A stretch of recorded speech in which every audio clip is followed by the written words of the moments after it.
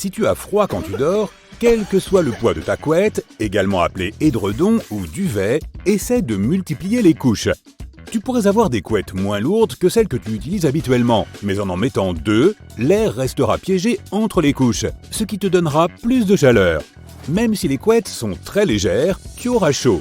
Par conséquent, s'il fait chaud, évite d'en mettre plus d'une. D'ailleurs, aujourd'hui, certaines couettes peuvent littéralement t'enlacer.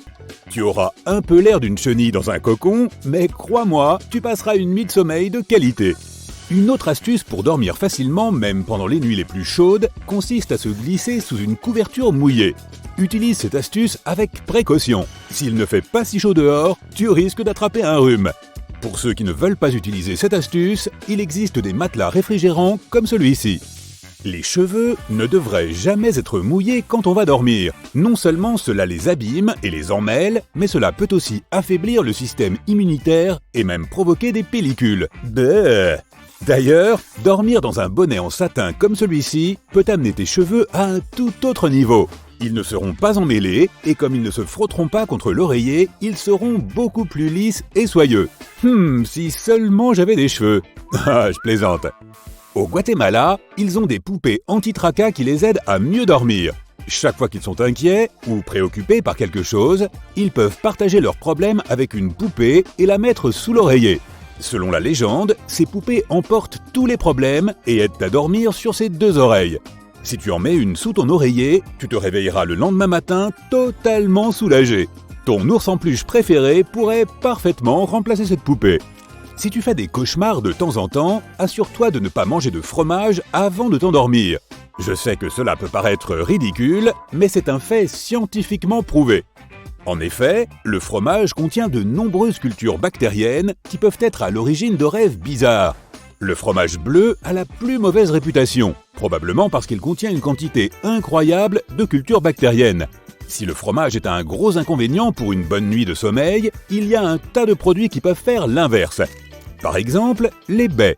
Ces super aliments peuvent stimuler ta productivité, alors voici une astuce sur la façon de les choisir.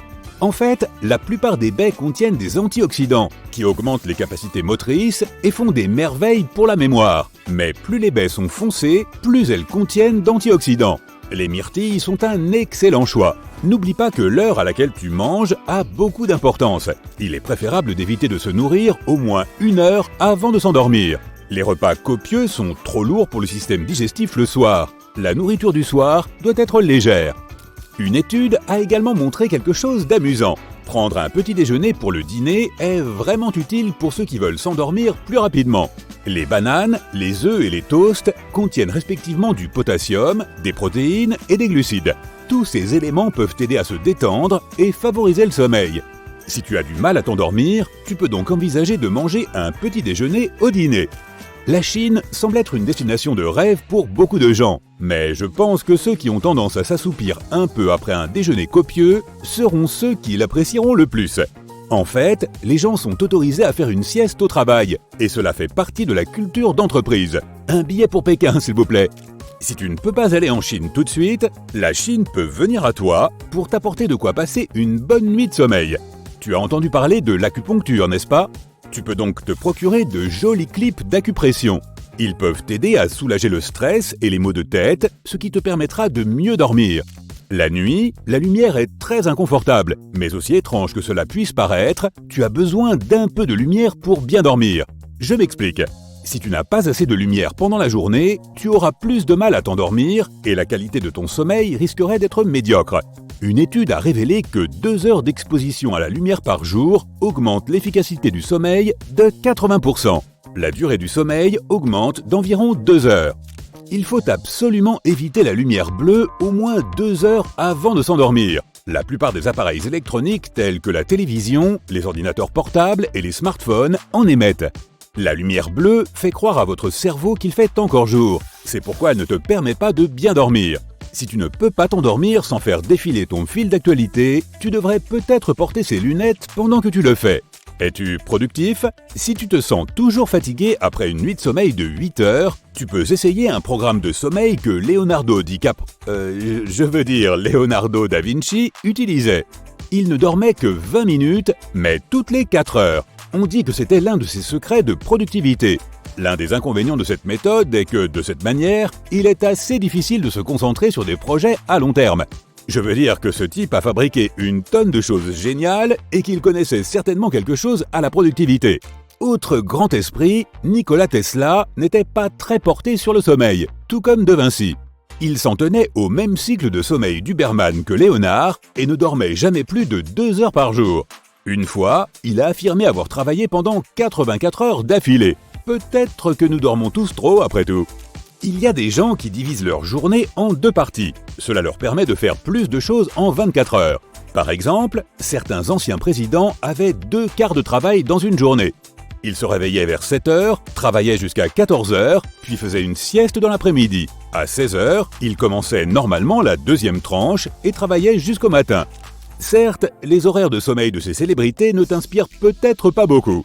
Cependant, tu veux quand même améliorer la qualité de ton sommeil. Voici donc un conseil. Utilise du papier d'aluminium.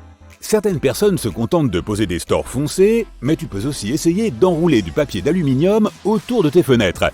Il réfléchira la lumière indésirable et empêchera la chaleur de s'échapper si l'été devient insupportable. Quoi qu'il en soit, c'est la nuit que l'on dort le mieux. Toutefois, si tu ne peux pas t'empêcher de t'endormir pendant la journée, règle ton réveil pour que ta sieste ne dure pas plus de 20 minutes. Une autre façon de surmonter cette somnolence est de faire une petite promenade. Un verre d'eau glacée peut également atténuer la fatigue. Si tu as simplement besoin d'une sieste pendant la journée, assure-toi de la faire au plus tard à 17 heures. Sinon, tu auras beaucoup de mal à t'endormir le soir et tu resteras probablement éveillé toute la nuit. Un bon sommeil n'est pas le seul facteur de productivité. Même le simple fait de mâcher du chewing-gum peut le faire. Si tu mâches du chewing-gum, tu augmenteras ta productivité d'environ 10%. Si le chewing-gum fait partie de tes habitudes quotidiennes, il pourrait t'aider à renforcer tes capacités cognitives. Il réduit également le niveau de toutes les hormones de stress et te maintient éveillé. Attention à la caféine. Elle peut à la fois te donner de l'énergie et perturber ton sommeil. N'oublie pas que le café n'est pas le seul à en contenir. Vérifie toujours les étiquettes si tu n'es pas sûr de la teneur en caféine. Même le chocolat en contient en petite quantité, mais cela peut suffire à perturber ton sommeil. Conseil supplémentaire, le café décaféiné à 100% n'existe pas. En général, le café décaféiné contient environ 97% de caféine en moins. Essaie de ne rien boire au moins 2 heures avant de te coucher, si tu en as assez de te réveiller au milieu de la nuit pour aller aux toilettes. Parfois, il peut être très difficile de se rendormir et si tu bois un verre d'eau, tu risques de rester couché à regarder le plafond. Les chats et les chiens sont adorables, mais de nombreuses personnes sont convaincues que les lits sont réservés aux humains. Les animaux de compagnie peuvent apporter des squames, des puces, beaucoup de fourrure, du pollen et d'autres allergènes. Un dresseur spécialisé peut t'aider à apprendre à ton animal à dormir dans son propre lit. Oui, bonne chance! Ma chienne Piper commence par dormir dans son propre lit, mais se retrouve par magie dans mon lit au cours de la nuit. Mais ce n'est pas grave. S'il t'est presque impossible de t'endormir, tu n'es probablement pas fatigué. Si tu n'arrives pas à t'endormir en 20 minutes, tu devrais probablement te lever et faire quelque chose de relaxant. Une bonne musique apaisante fera l'affaire. Bonne nuit à tous!